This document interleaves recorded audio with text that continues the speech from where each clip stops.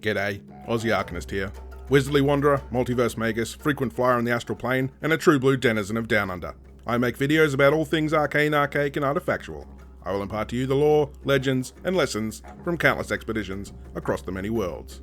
Maybe you want to know how to fight a cloud giant from a floating city.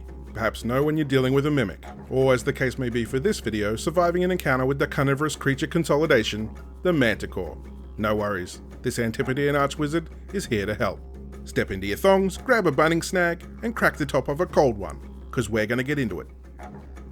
Fierce, cunning, and remorseless killers, Manticores roam widely across the worlds they call home, as comfortable working in packs to take down prey as they are hunting alone.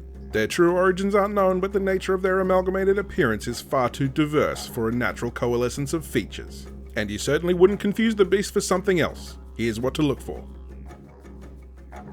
At around 3 meters long and weighing around 450 kilograms, Manticores are a true expression of magically created chimera creatures, with a head that mimics the face of a man, body of a lion, dragon-like wings, and a barbed tail that can sometimes resemble a scorpion's stinger.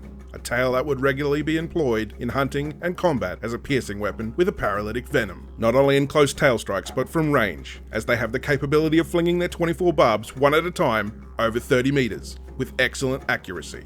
Perfect for subduing prey. Their favoured food is that of human flesh, though they would happily consume creatures of all races, with their wide maw filled with multiple rows of shark-like teeth with razor-sharp edges. Manticores are not particularly intelligent, but are quite capable of conversing.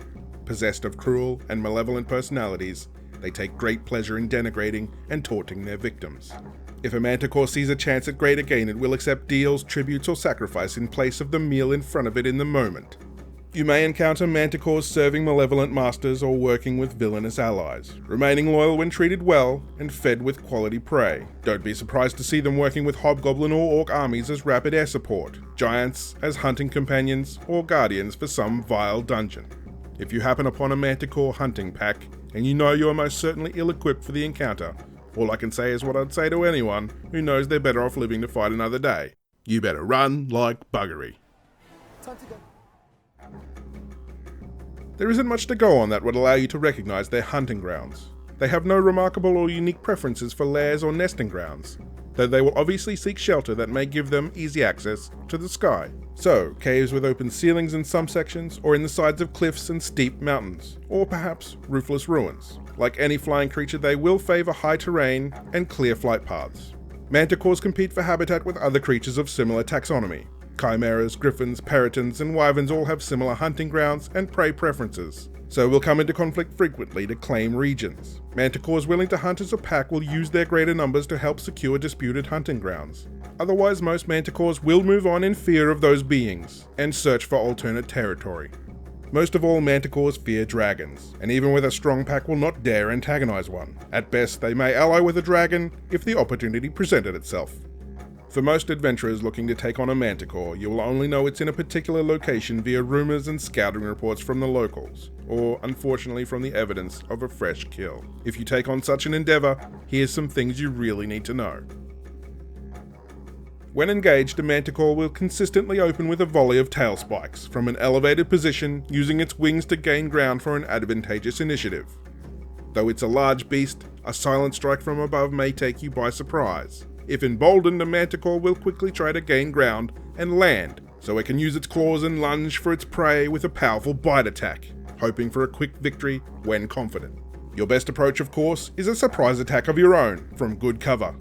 But if the Manticore gains the upper hand early, try to ground it and keep it there. It will always favour using its spike attacks from range, in the air. If it feels outnumbered or outmatched, it will stay in the air while it tries to press the advantage, preferring the option of easy escape if it can't gain the upper hand by the time its spikes have been depleted.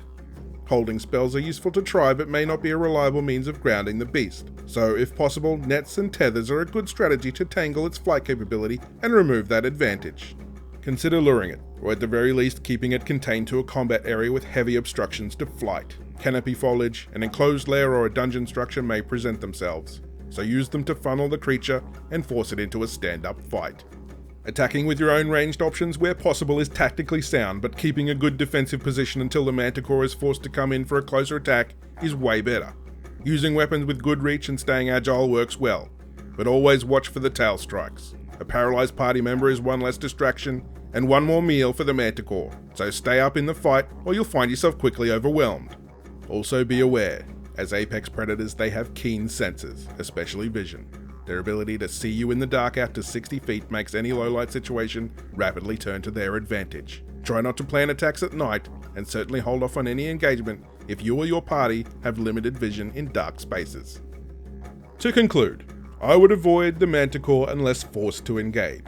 There is little to be gained from the encounter unless specifically tasked with its destruction by a population under its threat, or you need parts of its corpse for alchemical pursuits. Its tail venom is particularly potent to use for your own means of paralysing targets, and Manticore hide is apparently excellent leather for furniture, but I would think a well-upholstered chair is barely worth the risk unless the reward was acceptable.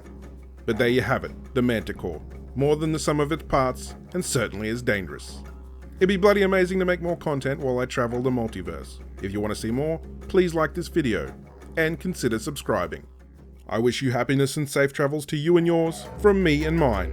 This has been Aussie Arcanist. Hooroo!